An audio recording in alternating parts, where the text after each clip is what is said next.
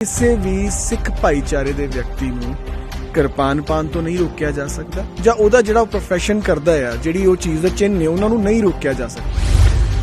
ਤੁਸੀਂ ਕਿਸ ਸੰਵਿਧਾਨ ਦੇ ਵਿੱਚੋਂ ਜਾਂ ਕਿਹੜੇ ਕਾਨੂੰਨ ਦੇ ਤਹਿਤ ਜਿਹੜੀ ਉਹ ਸਿੱਖ ਲੜਕੀ ਆ ਗੁਰਸਿੱਖ ਲੜਕੀ ਆ ਉਹ ਦਸਤਾਰ ਪਾਉਂਦੀ ਆ ਉਹਨੂੰ ਇੱਕ ਉਹਦਾ ਰਾਈਟ ਮਿਲਿਆ ਹੋਇਆ ਤੁਸੀਂ ਉਹਨੂੰ ਪਾਉਣ ਤੋਂ ਰੋਕਿਆ ਆ? ਤੇ ਸੰਘਰਸ਼ ਕਰਨ ਦੀ ਲੋੜ ਨਹੀਂ ਹੈ। ਸੰਵਿਧਾਨ ਹੈ, ਸੰਵਿਧਾਨ 'ਚ ਲਿਖਿਆ ਹੋਇਆ ਆਰਟੀਕਲ ਸਪੈਸੀਫਿਕ ਕਲੀਅਰ ਕਰਦੇ ਨੇ।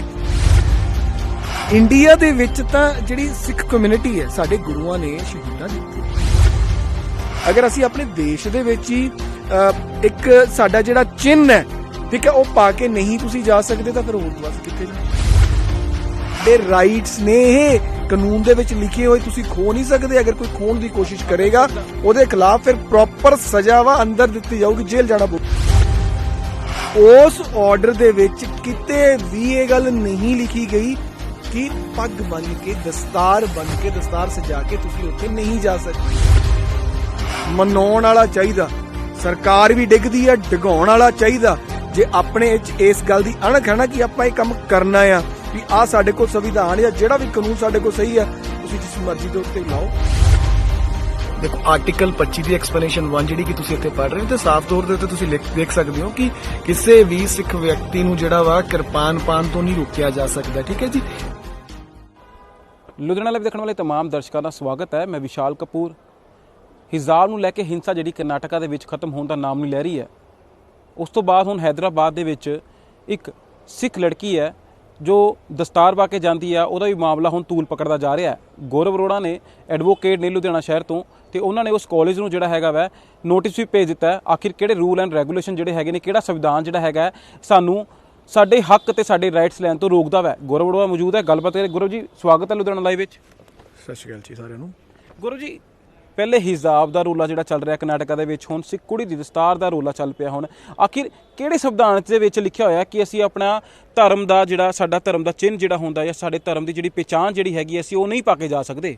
ਦੇਖੋ ਸਭ ਤੋਂ ਪਹਿਲਾਂ ਤੁਹਾਡੀ ਗੱਲ ਸੀਗੀ ਹਿਜਾਬ ਮੁੱਦੇ ਤੇ। ਦੇਖੋ ਅਗਰ ਮੇਰੀ ਵਿਅਕਤੀਗਤ ਰਾਏ ਮੰਨੋ ਤਾਂ ਮੈਂ ਹਿਜਾਬ ਨੂੰ ਵੀ ਇਹੀ ਕਹੂੰਗਾ ਕਿ ਮਨਾ ਨਹੀਂ ਕਰਨਾ ਚਾਹੀਦਾ, ਪਰ ਆਨਰੇਬਲ ਹਾਈ ਕੋਰਟ ਦਾ ਇੱਕ ਆਦੇਸ਼ ਆ, ਉਹਨਾਂ ਦਾ ਜਿਹੜਾ ਆਰਡਰ ਆਇਆ ਹੋਇਆ ਉਹਦੇ ਖਿਲਾਫ ਮੈਂ ਨਹੀਂ ਬੋਲੂੰਗਾ। ਪਰ ਜਿਹੜਾ ਸਿੱਖ ਕਮਿਊਨਿਟੀ ਹੈ, ਸਿੱਖ ਧਰਮ ਹੈ, ਸਿੱਖ ਧਰਮ ਦੇ ਵਿੱਚ ਕੁਝ ਐਸੈਂਸ਼ੀਅਲ ਪਾਰਟਸ ਦਿੱਤੇ ਜਾਂਦੇ ਨੇ। ਠੀਕ ਹੈ, ਟਰਬਨ ਯਾਨੀ ਕਿ ਦਸਤਾਰ ਜਾਂ ਪੱਗ ਕਹਿ ਲਈਏ, ਇਹ ਇੱਕ ਐਸੈਂਸ਼ੀਅਲ ਪਾਰਟ ਹੈ। ਅਸੀਂ ਸ਼੍ਰੀ ਸਾਹਿਬ ਕਹਿ ਲਈਏ ਜਾਂ ਨਾਮ ਲੋਕਾਂ ਦੀ ਲੈਂਗੁਏਜ ਦੇ ਵਿੱਚ ਕੋਈ ਕਿਰਪਾਨ ਵਰਡ ਯੂਜ਼ ਕਰਦਾ ਆ, ਇਹ ਇੱਕ ਤਰ੍ਹਾਂ ਦਾ ਚਿੰਨ੍ਹ ਹੈ ਔਰ ਐਸੈਂਸ਼ੀਅਲ ਪਾਰਟ ਹੈ। ਮੇਰੇ ਕੋਲ ਆ ਦੇਸ਼ ਦਾ ਸੰਵਿਧਾਨ ਹੈ, ਕਨਸਟੀਟਿਊਸ਼ਨ ਆਫ ਇੰਡੀਆ। ਇਹਦਾ ਆਰਟੀਕਲ 25 ਦੇ ਵਿੱਚ ਕਲੀਅਰ ਤੌਰ ਦੇ ਉੱਤੇ ਲਿਖਿਆ ਹੋਇਆ ਕਿ ਕਿਸੇ ਵੀ ਸਿੱਖ ਭਾਈਚਾਰੇ ਦੇ ਵਿਅਕਤੀ ਨੂੰ ਕਿਰਪਾਨ ਪਾਉਣ ਤੋਂ ਨਹੀਂ ਰੋਕਿਆ ਜਾ ਸਕਦਾ ਜਾਂ ਉਹਦਾ ਜਿਹੜਾ ਪ੍ਰੋਫੈਸ਼ਨ ਕਰਦਾ ਆ ਜਿਹੜੀ ਉਹ ਚੀਜ਼ ਦਾ ਚਿੰਨ੍ਹ ਨੇ ਉਹਨਾਂ ਨੂੰ ਨਹੀਂ ਰੋਕਿਆ ਜਾ ਸਕਦਾ। ਫਿਰ ਇਸ ਕਾਲਜ ਨੇ, ਮੈਂ ਕਾਲਜ ਦਾ ਨਾਮ ਇੱਕ ਲੀਗਲ ਨੋਟਿਸ ਭੇਜਿਆ ਵਾ ਮਾਉਂਟ ਕੈਰਮਲ PU ਕਾਲਜ ਦੇ ਨਾਮ ਦੇ ਉੱਤੇ। ਉਹਨਾਂ ਨੂੰ ਮੈਂ ਇਹੀ ਪੁੱਛਿਆ ਵਾ ਕਿ ਤੁਸੀਂ ਕਿਸ ਸੰਵਿਧਾਨ ਦੇ ਵਿੱਚੋਂ ਜਾਂ ਕਿਹੜੇ ਕਾਨੂੰਨ ਦੇ ਤਹਿਤ ਜਿਹੜੀ ਉਹ ਸਿੱਖ ਲੜਕੀ ਆ ਗੁਰਸਿੱਖ ਲੜਕੀ ਆ ਉਹ ਦਸਤਾਰ ਪਾਉਂਦੀ ਆ ਉਹਨੂੰ ਇੱਕ ਉਹਦਾ ਰਾਈਟ ਮਿਲਿਆ ਹੋਇਆ ਤੁਸੀਂ ਉਹਨੂੰ ਪਾਉਣ ਤੋਂ ਰੋਕਿਆ ਆ? ਨਹੀਂ, ਬ੍ਰਿਟੇਨ ਦੇ ਵਿੱਚ ਵੀ ਗੱਲ ਕੀਤੀ ਜਾਵੇ ਸਿੱਖਾਂ ਨੂੰ ਆਪਣੀ ਪਗੜੀ ਵੈਸੇ ਦਸਤਾਰ ਵਾਸਤੇ ਕਾਫੀ ਸੰਘਰਸ਼ ਕਰਨਾ ਪਿਆ ਸੀਗਾ, ਲੇਕਿਨ ਫਿਰ ਉਸ ਤੇ ਵੀ ਸਰਕਾਰ ਨੇ ਝੁਕਣਾ ਹੀ ਮਨਜ਼ੂਰ ਕੀਤਾ ਤੇ ਉਹਨਾਂ ਨੂੰ ਫਿਰ ਹੱਕ ਦਿੱਤੇ। ਤੇ ਪੁਲਿਸ ਦੇ ਵਿੱਚ ਜਦੋਂ ਭਰਤੀ ਹੁੰਦੇ ਸੀ ਦਸਤਾਰ ਨਹੀਂ ਪਾਣੀ ਹੋਣੀ ਚਾਹੀਦੀ, ਇਹਦੇ ਰੂਲ ਵੀ ਜਿਹੜੇ ਸੀਗੇ। ਤੇ ਉਸ ਤੋਂ ਬਾਅਦ ਹੁਣ ਉੱਥੇ ਦਸਤਾਰ ਪਗੜੀ ਪਾਏ ਤੇ ਦਸਤਾਰ ਪਾਏ ਜਿਹੜੇ ਸਾਡੇ ਸਿੱਖ ਨੌਜਵਾਨ ਜਿਹੜੇ ਹੈਗੇ ਨੇ, ਸਾਡੇ ਵੱਡੇ ਵੀਰ ਜਿਹੜੇ ਹੈਗੇ ਨੇ, ਹੁਣ ਉੱਥੇ ਸ਼ਾਨ ਦਾ ਕੇਂਦਰ ਨੇ। ਦੇਖੋ ਬ੍ਰਿਟੇਨ ਦੀ ਤੁਸੀਂ ਗੱਲ ਕਰੋ ਜਾਂ ਕੈਨੇਡਾ ਦੀ ਤੁਸੀਂ ਗੱਲ ਕਰੋ, ਚਲੋ ਮੈਂ ਫਿਲਹਾਲ ਆਪਣੀ ਭਾਰਤ ਦੀ ਧਰਤੀ ਦੀ ਗੱਲ ਕਰਾਂ, ਇੰਡੀਆ ਦੀ ਮੈਂ ਗੱਲ ਕਰਾਂ। ਅਗਰ ਇੰਡੀਆ ਦੇ ਵਿੱਚ ਤਾਂ ਜਿਹੜੀ ਸਿੱਖ ਕਮਿਊਨਿਟੀ ਹੈ ਸਾਡੇ ਗੁਰੂਆਂ ਨੇ ਸ਼ਹੀਦਾਂ ਦਿੱਤੇ, ਕਿੰਨੇ ਸ਼ਹੀਦ ਹੋਏ ਤਵੀਆਂ ਤੇ ਬੈਠੇ ਨੇ।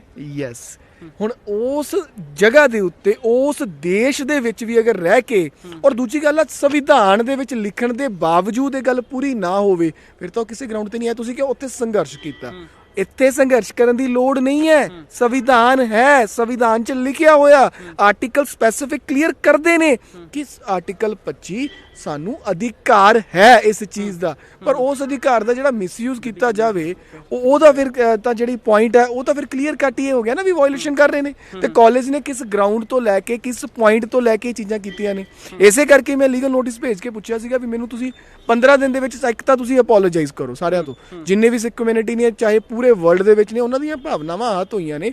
ਅਗਰ ਅਸੀਂ ਆਪਣੇ ਦੇਸ਼ ਦੇ ਵਿੱਚ ਹੀ ਇੱਕ ਸਾਡਾ ਜਿਹੜਾ ਚਿੰਨ੍ਹ ਹੈ ਠੀਕ ਹੈ, ਉਹ ਪਾ ਕੇ ਨਹੀਂ ਤੁਸੀਂ ਜਾ ਸਕਦੇ ਤਾਂ ਫਿਰ ਹੋਰ ਤੋਂ ਅਸੀਂ ਕਿੱਥੇ ਜਾਵਾਂਗੇ?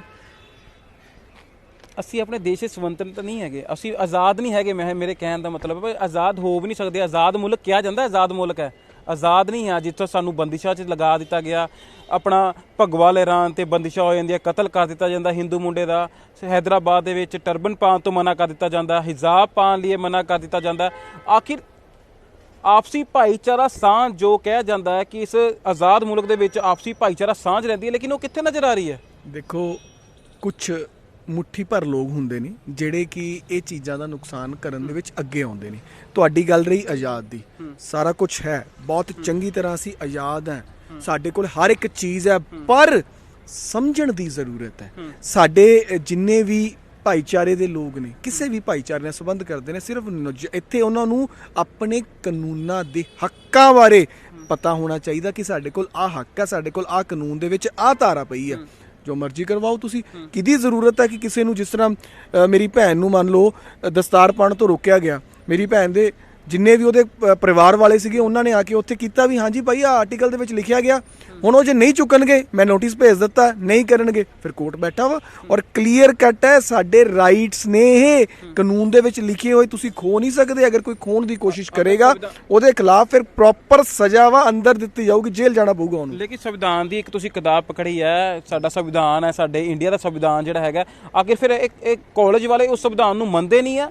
ਆਖਿਰ ਕੀ ਇਹਨਾਂ ਨੇ ਪੜ੍ਹੇ ਨਹੀਂ ਹੋਏ ਸੰਵਿਧਾਨ, ਫਿਰ ਐਜੂਕੇਸ਼ਨ ਕੀ ਦਿੰਦੇ ਹੋਣਗੇ ਇੱਦਾਂ ਕਾਲਜ ਬੱਚਿਆਂ ਨੂੰ? ਫਿਰ ਦੇਖੋ ਇਹਦੇ ਵਿੱਚ ਤਾਂ ਸਿੰਪਲ ਗੱਲ ਉਹੀ ਆ ਗਈ ਨਾ ਵੀ ਜਿਸ ਕਾਲਜ ਨੂੰ ਆਪਣੇ ਦੇਸ਼ ਦਾ ਸੰਵਿਧਾਨ ਹੀ ਨਹੀਂ ਪਤਾ, ਉਹ ਲੋਕਾਂ ਨੂੰ ਫਿਰ ਐਜੂਕੇਸ਼ਨ ਕਿੱਥੋਂ ਦੇਣਗੇ? ਫਿਰ ਤਾਂ ਵੀ ਸਰਕਾਰ ਨੂੰ ਇਹ ਚਾਹੀਦਾ ਵੀ ਉਹਨਾਂ ਦੇ ਜਿਹੜੀ ਕਾਲਜ ਦੀ ਮਾਨਤਾ ਉਹੀ ਰੱਦ ਕਰ ਦੇਣ। ਪਰ ਚਲੋ ਆਪਾਂ ਇਹ ਨਹੀਂ ਕਹਿੰਦੇ ਵੀ ਉਹਨਾਂ ਦੀ ਮਾਨਤਾ ਰੱਦ ਹੋਵੇ ਤੇ ਬਹੁਤ ਸਾਰੇ ਲੋਕ ਜਿਹੜੇ ਉੱਥੇ ਪੜ੍ਹਦੇ ਪਏ ਨੇ, ਬਹੁਤ ਸਾਰੇ ਬੱਚੇ ਪੜ੍ਹਦੇ ਪਏ ਨੇ, ਉਹਨਾਂ ਦਾ ਭਵਿੱਖ ਖਰਾਬ ਹੋਵੇ। ਪਰ ਜਿਹੜਾ ਕੁਝ ਉਹਨਾਂ ਨੇ ਕੀਤਾ ਵਾ, ਜਿਹੜੀ ਗਲਤੀ ਉਹਨਾਂ ਨੇ ਕੀਤੀ ਆ, ਉਹਦੇ ਲਈ ਉਹ ਮਾਫੀ ਮੰਗਣ ਤੇ ਅੱਗੇ ਤੋਂ ਕਿਸੇ ਵੀ ਧਰਮ ਨੂੰ, ਯਾਨੀ ਕਿ ਜਿਹੜਾ ਅਲਾਉਡ ਹੈ ਕਨਸਟੀਟਿਊਸ਼ਨ ਦੇ ਵਿੱਚ, ਉਹਨੂੰ ਰੋਕਣ, ਉਹਨਾਂ ਨੂੰ ਜਿਹੜਾ ਉਹਨਾਂ ਦਾ ਧਾਰਮਿਕ ਚਿੰਨ੍ਹ ਹੈ ਉਹਨੂੰ ਪਾ ਕੇ ਆਉਣ ਤੋਂ ਰੋਕਿਆ ਨਾ ਜਾਵੇ। ਨਹੀਂ ਰੋਕਿਆ ਕਿਉਂ? ਕਿ ਐਗਜ਼ਾਮ ਦੇਣ ਜਾ ਰਹੀ ਸੀ ਬੱਚੀ, ਐਗਜ਼ਾਮ ਦੇਣਾ ਸੀਗਾ ਉਸ ਗੁੜੀਆ ਨੇ, ਤੇ ਉਸ ਨੂੰ ਕਹਿ ਦਿੱਤਾ ਗਿਆ ਸੀਗਾ ਕਿ ਇਸ ਚੀਜ਼ ਨੂੰ ਪਾ ਕੇ ਤੁਸੀਂ ਅਲਾਓ ਨਹੀਂ ਹੈਗੇ ਹੋ। ਲੇਕਿਨ ਫਿਰ ਤੁਸੀਂ ਜਦ ਤੱਕ ਉਹ ਬੱਚੀ ਤੁਹਾਡੇ ਸਕੂਲਾਂ 'ਚ ਪੜ੍ਹੀ ਹੈ, ਉੱਥੇ ਦੇ ਸਕੂਲਾਂ ਜਦੋਂ ਉਹਨੇ ਪੜ੍ਹਾਈ ਲਿੱਤੀ, ਉਹ ਸਕੂਲਾਂ ਵਾਲਿਆਂ ਦਾ ਕਿਹਾ ਨਹੀਂਗਾ, ਤੁਹਾਡੇ ਕਾਲਜ ਆਖਰ ਅਲੱਗ ਕੀ ਹੈ? ਮੈਂ ਦੱਸਦਾ, ਇਹਦੇ ਵਿੱਚ ਮੈਂ ਤੁਹਾਨੂੰ ਗੱਲ ਕਲੀਅਰ ਕਰ ਦਿੰਦਾ ਕਿਸ ਗਰਾਊਂਡ ਬਣਾ ਕੇ ਰੋਕਿਆ ਗਿਆ ਸੀ।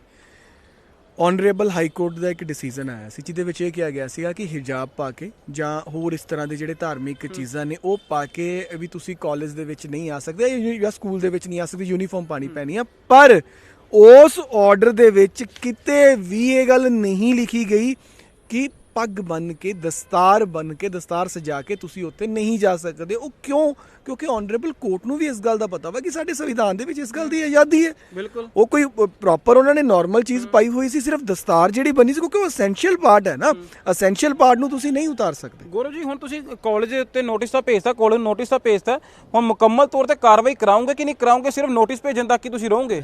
ਦੇਖੋ, ਅਗਰ ਮੈਂ ਸਿਰਫ ਨੋਟਿਸ ਭੇਜਣ ਤੱਕ ਹੀ ਰਹਿਣਾ ਹੁੰਦਾ ਤਾਂ ਸ਼ਾਇਦ ਮੈਂ ਨੋਟਿਸ ਵੀ ਨਾ ਭੇਜਦਾ। ਇਹ ਵੀ ਅੱਜ ਕੁਦਰਤੀ ਤੁਸੀਂ ਇੱਥੋਂ ਲੰਘੇ ਜਾ ਰਹੇ ਸੀਗੇ ਤੇ ਅੱਜ ਆਪਣੀ ਗੱਲ ਹੋ ਗਈ ਤੇ ਇਸ ਨਿਊਜ਼ ਦੇ ਵਿੱਚ ਸਾਰੀ ਗੱਲਾਂ ਆ ਰਹੀਆਂ ਨੇ। ਨਹੀਂ ਤਾਂ ਮੇਰਾ ਕੰਮ ਤਾਂ ਦੇਖੋ ਇਹੀ ਹੈ ਕਿ ਜਿਹੜੀ ਚੀਜ਼ ਉਹਨਾਂ ਨੇ ਗਲਤ ਕੀਤੀ ਹੈ ਉਹ ਕੱਲਾ ਨੋਟਿਸ ਨਹੀਂ, ਅਗਰ ਉਹ ਨਹੀਂ ਇਹਦੇ ਉੱਤੇ ਆਣਗੇ, ਅਗਰ ਉਹ ਨਹੀਂ ਜਨਰਲ ਤੌਰ ਤੇ ਮਾਫੀ ਮੰਗਣਗੇ ਔਰ ਜਿਹੜੀ ਸਾਡੀ ਭੈਣ ਆ ਉਹਨੂੰ ਪ੍ਰੋਪਰ ਉਸ ਕਾਲਜ ਦੇ ਵਿੱਚ ਬੈਠਣ ਦਾ ਜਿਹੜਾ ਰਾਈਟ ਨਹੀਂ ਦੇਣਗੇ, ਤਾਂ ਮੈਂ ਵਾਕਈ ਕਾਰਵਾਈ ਕਰਵਾਉਂਗਾ। ਚਾਹੇ ਮੈਨੂੰ ਉਹ ਕਾਲਜ ਦੀ ਮਾਨਤਾ ਰੱਦ ਕਰਵਾਉਣੀ ਪੈ ਜਾਵੇ, ਚਾਹੇ ਕਿਸੇ ਵੀ ਤਰੀਕੇ ਨਾਲ ਉਹਨਾਂ ਦੇ ਲੋਕਾਂ ਨੇ ਜਿਹੜੇ ਉਹਨਾਂ ਦੀ ਮੈਨੇਜਮੈਂਟ ਉਹਨਾਂ ਨੂੰ ਸਜ਼ਾ ਕਰਾਉਣੀ ਪੈ ਜਾਵੇ। ਆਜ਼ਾਦ ਮੁਲਕ ਰਹਿਣ ਦਾ ਫਾਇਦਾ ਕੀ ਹੋਇਆ ਸਾਨੂੰ? ਅਸੀਂ ਆਪਣੇ ਆਜ਼ਾਦੀ ਤਰੀਕੇ ਨਾਲ ਨਹੀਂ ਚੱਲ ਸਕਦੇ ਹਾਂ। ਦੇਖੋ, ਆਜ਼ਾਦੀ ਸਾਨੂੰ ਚਰਖਾ ਕੱਟ ਕੇ ਨਹੀਂ ਮਿਲੀ, ਆਜ਼ਾਦੀ ਸਾਨੂੰ ਸ਼ਹਾਦਤਾਂ ਨਾਲ ਮਿਲੀ ਹੈ। ਬਿਲਕੁਲ ਸਹੀ ਗੱਲ ਕੀਤੀ ਹੈ ਤੁਸੀਂ। ਦੇਖੋ, ਸ਼ਹੀਦ ਆਜ਼ਮ ਭਗਤ ਸਿੰਘ ਦੀ ਤੁਸੀਂ ਚੀਜ਼ਾਂ ਯਾਦ ਰੱਖੋ, ਕਿੰਨੇ ਜ਼ਿਆਦਾ ਉਹਨਾਂ ਨੇ ਦੇਸ਼ ਦੇ ਅਸਲੀ ਹੀਰੋ, ਜੇ ਮੈਂ ਮੰਨਦਾ, ਦੇਖੋ ਕਈਆਂ ਨੂੰ ਮੇਰੇ ਨਾਲ ਕਈ ਦਰਸ਼ਕ ਵੀ ਹੋਣਗੇ ਜਿਹੜੇ ਮੇਰੀ ਗੱਲ ਤੋਂ ਸਹਿਮਤ ਨਹੀਂ ਹੋਣਗੇ ਸ਼ਾਇਦ, ਮੈਂ ਕਿਉਂਕਿ ਮੈਂ ਗਾਂਧੀਵਾਦੀ ਨਹੀਂ ਹੈ, ਇਸ ਕਰਕੇ ਮੈਂ ਸ਼ਰੇਆਮ ਕਹਿਣਾ ਵਾ ਕਿ ਮੇਰੇ ਹੀਰੋ ਸਰਦਾਰ ਭਗਤ ਸਿੰਘ ਹੈ, ਠੀਕ ਹੈ, ਮੇਰੇ ਹੀਰੋ ਰਾਜਗੁਰੂ ਸੁਖਦੇਵ ਨੇ, ਕਿਉਂਕਿ ਮੈਂ ਉਹਨਾਂ ਨੂੰ, ਉਹਨਾਂ ਦੀਆਂ ਜਿਹੜੀਆਂ ਚੀਜ਼ਾਂ ਉਹਨਾਂ ਨੇ ਕੀਤੀਆਂ ਨੇ, ਜਿਹੜੀਆਂ ਉਹਨਾਂ ਨੇ ਪ੍ਰੋਬਲਮ ਸਹੀਆਂ ਨੇ, ਜੇਲ੍ਹ ਦੇ ਵਿੱਚ ਕਿੰਨਾ ਟਾਈਮ ਤਸ਼ੱਦਦਾਂ ਸਹੀਆਂ ਨੇ, ਉਹ ਮੈਂ ਸ਼ਰੇਆਮ ਦੇਖੀਆਂ ਨੇ ਜਾਂ ਮਤਲਬ ਇਸ ਚੀਜ਼ ਦੇ ਵਿੱਚ ਪੜ੍ਹੀਆਂ ਨੇ। ਪਰ ਚਰਖਾ ਕੱਤਣ ਵਾਲੀ ਗੱਲ ਜਿਹੜੀ ਤੁਹਾਡੀ ਕੀਤੀ ਹੈ, ਇਹੋ ਜਿਹਾ ਅਗਰ ਇਸ ਕਰਕੇ ਵੀ ਇੰਨੀਆਂ ਤਸ਼ੱਦਦਾਂ ਸਹਿ ਕੇ ਵੀ ਜੇ ਸਾਨੂੰ ਦਿੱਕਤਾਂ ਆਉਣੀਆਂ ਨੇ ਤਾਂ ਤੁਹਾਡੀ ਗੱਲ ਬਿਲਕੁਲ ਹੈ ਕਿ ਅਸੀਂ ਆਜ਼ਾਦ ਨਹੀਂ ਹੈਗੇ। ਪਰ ਸਾਡੇ ਕੋਲ ਸੰਵਿਧਾਨ ਆ। ਸਿਰਫ ਮੈਂ ਦੇਖੋ ਇਹਨਾਂ ਗੱਲਾਂ ਦੀ ਡਿਬੇਟ 'ਚ ਨਹੀਂ ਆਊਂਗਾ ਕਿ ਆਪਾਂ ਆਜ਼ਾਦ ਆ ਕਿ ਆਜ਼ਾਦ ਨਹੀਂ ਹੈਗੇ। ਮੈਂ ਸਿਰਫ ਇੱਕ ਰਿਕੁਐਸਟ ਕਰੂੰਗਾ, ਅਗਰ ਮੈਨੂੰ ਕੋਈ ਦੇਖ ਵੀ ਰਹੇ ਨੇ, ਆਹ ਬੁੱਕ ਹੈ ਲੈ ਲਓ। ਹੁਣ ਕਈ ਇਹ 'ਚ ਕਹਿਣਗੇ ਕਿ ਨਹੀਂ ਜੀ ਮੰਨੀਆਂ ਨਹੀਂ ਜਾਂਦੀਆਂ, ਸਾਰੀਆਂ ਚੀਜ਼ਾਂ ਮੰਨੀਆਂ ਜਾਂਦੀਆਂ। ਮਨਾਉਣ ਵਾਲਾ ਚਾਹੀਦਾ, ਸਰਕਾਰ ਵੀ ਡਿੱਗਦੀ ਹੈ, ਡਿਗਾਉਣ ਵਾਲਾ ਚਾਹੀਦਾ। ਜੇ ਆਪਣੇ ਵਿੱਚ ਇਸ ਗੱਲ ਦੀ ਅਣਖ ਹੈ ਨਾ ਕਿ ਆਪਾਂ ਇਹ ਕੰਮ ਕਰਨਾ ਆ, ਵੀ ਆਹ ਸਾਡੇ ਕੋਲ ਸੰਵਿਧਾਨ ਜਾਂ ਜਿਹੜਾ ਵੀ ਕਾਨੂੰਨ ਸਾਡੇ ਕੋਲ ਸਹੀ ਆ, ਤੁਸੀਂ ਜਿਸ ਮਰਜ਼ੀ ਦੇ ਉੱਤੇ ਲਾਓ, ਕਿਉਂ ਚੀਜ਼ ਨਹੀਂ ਆਊਗੀ। ਅੱਜ ਕਿਉਂ ਸੰਘਰਸ਼ ਹੁੰਦੇ ਨੇ, ਸੰਘਰਸ਼ ਦੇ ਵਿੱਚ ਸਰਕਾਰਾਂ ਵੀ ਥੱਲੇ ਗਿਰਦੀਆਂ ਨੇ, ਤੇ ਉਹੀ ਕੋਰਟ ਵੀ ਜਿਹੜੀ ਕੋਰਟ ਦੇ ਵਿੱਚ ਜਾ ਕੇ ਵੀ ਕੋਰਟ ਦੇ ਵਿੱਚ ਨੋਟਿਸ ਆ ਕੇ ਵੀ ਅਪੋਲੋਜਾਈਜ਼ ਲਿਖ ਕੇ ਦਿੰਦੀਆਂ ਨੇ ਸਰਕਾਰਾਂ, ਔਰ ਕੋਰਟ ਦੇ ਡਿਸੀਜਨ ਦੇ ਵਿੱਚ ਆ ਕੇ ਆਪਣੀਆਂ ਗੱਲਾਂ ਮਨਾਈਆਂ ਜਾ ਸਕਦੀਆਂ ਨੇ। ਸੋ ਅਸੀਂ ਬਿਲਕੁਲ ਆਜ਼ਾਦ ਹਾਂ, ਪਰ ਸਮਝਣ ਦੀ ਜ਼ਰੂਰਤ ਇਹੀ ਹੈ ਕਿ ਸਾਡੇ ਹੱਕ ਸਾਨੂੰ ਪਤਾ ਹੋਣੇ ਚਾਹੀਦੇ। ਅਗਰ ਸਾਨੂੰ ਹੱਕ ਪਤਾ ਨੇ, ਤੁਸੀਂ ਕੋਈ ਵੀ ਕੰਮ ਕਰ ਸਕਦੇ ਹੋ। ਆਹੀ ਗੱਲ ਤੇ ਤੁਹਾਡੇ ਮੈਂ ਆਉਂਗਾ, ਭਗਤ ਸਿੰਘ ਨੂੰ ਰਾਜਗੁਰੂ ਸੁਖਦੇਵ ਨੂੰ ਇੱਕ ਦਿਨ ਪਹਿਲਾਂ ਫਾਂਸੀ ਨਾ ਦਿੱਤੀ ਜਾਂਦੀ। ਉਹ ਤੁਸੀਂ ਦੱਸੋ ਨਾ, ਜਦੋਂ ਤੁਸੀਂ ਗੱਲ ਕਰ ਰਹੇ ਹੋ 1947 ਤੋਂ ਪਹਿਲਾਂ ਆਪਣਾ ਕਨਸਟੀਟਿਊਸ਼ਨ ਨਹੀਂ ਲਿਖਿਆ ਗਿਆ ਸੀ, ਉਦੋਂ ਸਾਡੇ ਕੋਲ ਸੰਵਿਧਾਨਿਕ ਰਾਈਟ ਹੀ ਨਹੀਂ ਸੀਗੇ। ਸੰਵਿਧਾਨਿਕ ਰਾਈਟ ਸਾਨੂੰ ਕਦੋਂ ਮਿਲੇ? ਆਜ਼ਾਦੀ ਤੋਂ ਬਾਅਦ ਆਏ ਨਾ, ਜਦੋਂ ਸਾਡੇ doctor B R Ambedkar ji ਤਾਂ ਬਾਕੀ ਜਿੰਨੇ ਵੀ ਜਿਹੜੇ ਰਚਨਾਤਮਕ ਨੇ ਉਹਨਾਂ ਦੇ ਨਾਲ ਬੈਠੇ ਸੀ, ਉਹਨਾਂ ਨੂੰ ਬਹੁਤ ਵਧੀਆ ਤਰੀਕੇ ਨਾਲ ਸੰਵਿਧਾਨ ਸਾਨੂੰ ਲਿਖਿਆ ਗਿਆ। ਸਾਨੂੰ ਇਹਨੇ ਆਜ਼ਾਦੀ ਦਿੱਤੀ ਹੈ। ਇਸ ਆਜ਼ਾਦੀ ਦੇ ਵਿੱਚ ਸਾਫ਼ ਤੌਰ ਤੇ ਲਿਖਿਆ ਗਿਆ ਕਿ ਅਸੀਂ ਕੀ ਕੁਝ ਕਰ ਸਕਦੇ ਹਾਂ, ਕੀ ਨਹੀਂ ਕਰ ਸਕਦੇ। ਸੋ ਇਹ ਕਿਸੇ ਕਾਲਜ ਦੀ ਕੋਈ ਔਕਾਤ ਨਹੀਂ ਹੈਗੀ ਕਿ ਸਾਨੂੰ ਸਾਡੀਆਂ ਚੀਜ਼ਾਂ ਤੋਂ ਰੋਕੇ। ਅਸੀਂ ਪ੍ਰੋਪਰ ਚੀਜ਼ਾਂ ਹੱਕ ਲੈਣਾ ਜਾਣਦੇ ਹਾਂ। ਜ਼ਰੂਰੀ ਨਹੀਂ ਵੀ ਥੱਲੇ ਉੱਥੇ ਬਹਿ ਕੇ ਲੜ ਕੇ ਜਾਂ ਧਰਨੇ ਲਾ ਕੇ ਹੀ ਸਾਨੂੰ ਹੱਕ ਮਿਲਣੇ ਆ। ਕਾਨੂੰਨ ਦੇ ਹਿਸਾਬ ਨਾਲ ਵੀ ਸਾਨੂੰ ਹੱਕ ਲੈਣੇ ਆਉਂਦੇ ਆ। ਤੇ ਇਹ ਕਾਨੂੰਨ ਜਿਹੜਾ ਵਾ, ਅਗਰ ਤਰੀਕੇ ਨਾਲ ਅਸੀਂ ਜਾਗਰੂਕ ਹੋ ਜਾਈਏ, ਜਿੰਨੇ ਇੱਥੇ ਦੇਖ ਰਹੇ ਨੇ ਸਾਰੇ ਅਗਰ ਜਾਗਰੂਕ ਹੋ ਜਾਣ, ਤਾਂ ਮੇਰੇ ਖਿਆਲ ਦੇ ਨਾਲ ਕੋਈ ਵੀ ਇਦਾਂ ਦਾ ਸਮਾਂ ਨਹੀਂ ਹੋਏਗਾ ਕਿ ਕਿਸੇ ਨਾਲ ਕੋਈ ਧੱਕਾ ਹੋਵੇ ਜਾਂ ਕਿਸੇ ਨੂੰ ਕੋਈ ਚੀਜ਼ ਤੋਂ ਰੋਕਿਆ ਜਾਵੇ। ਪਰ ਜਾਗਰੂਕ ਹੋਣ ਦੀ ਜ਼ਰੂਰਤ ਹੈ। ਬਿਲਕੁਲ, ਸਾਡੇ ਨਾਲ ਐਡਵੋਕੇਟ ਗੌਰਵ ਅਰੋੜਾ ਸਾਡੇ ਨਾਲ ਮੌਜੂਦ ਸੀਗੇ। ਹੈਦਰਾਬਾਦ ਦੇ ਵਿੱਚ ਇੱਕ ਸਿੱਖ ਕੁੜੀ ਨੂੰ ਦਸਤਾਰ ਪਾਉਣ ਤੋਂ ਰੋਕਿਆ ਜਾਂਦਾ, ਕਰਨਾਟਕਾ ਦੇ ਵਿੱਚ ਮਾਫ ਕਰਿਓ, ਤੇ ਦਸਤਾਰ ਪਾਉਣ ਤੋਂ ਰੋਕਿਆ ਜਾਂਦਾ, ਤੇ ਜਦੋਂ ਐਗਜ਼ਾਮ ਦੇਣ ਜਾਂਦੀ ਹੈ ਤਾਂ ਉਸ ਤੋਂ ਬਾਅਦ ਜਿਹੜਾ ਸਿੱਖ ਕੁੜੀ ਜਿਹੜੀ ਹੈ ਨਿਰਾਸ਼ ਹੋ ਕੇ ਬਾਹਰ ਆ ਜਾਂਦੀ ਹੈ, ਲੇਕਿਨ ਉਹਨਾਂ ਦਾ ਵਿਰੋਧ ਵੀ ਜਿਹੜਾ ਕਰਦੀ ਹੈ। ਲੇਕਿਨ ਤੁਹਾਨੂੰ ਦੱਸ ਦਈਏ ਕਿ ਐਡਵੋਕੇਟ ਗੌਰਵ ਅਰੋੜਾ ਨੇ ਜਿਹੜਾ ਹੈਗਾ ਉਸ ਕਾਲਜ ਨੂੰ ਨੋਟਿਸ ਭੇਜ ਦਿੱਤਾ ਵਾ। ਤੇ ਸਾਨੂੰ ਸੰਵਿਧਾਨ ਜਿਹੜੇ ਨੇ ਸਾਨੂੰ ਖੁਦ ਨੂੰ ਜਾਣਨੇ ਚਾਹੀਦੇ ਨੇ।